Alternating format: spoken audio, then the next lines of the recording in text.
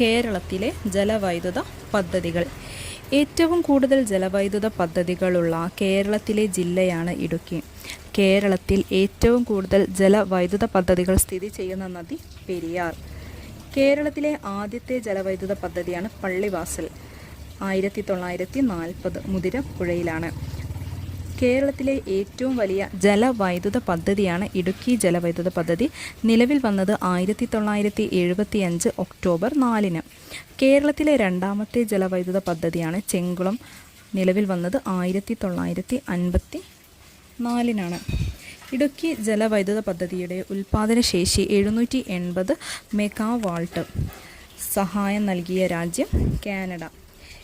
ഇടുക്കി ജില്ലയിലെ പ്രധാന ജലവൈദ്യുത പദ്ധതികളാണ് പള്ളിവാസൽ, ചെങ്കുളം, നേര്യമംഗലം, ഇടുക്കി, ഇടമലയാർ, പന്നിയാർ, കുത്തുങ്ങൽ.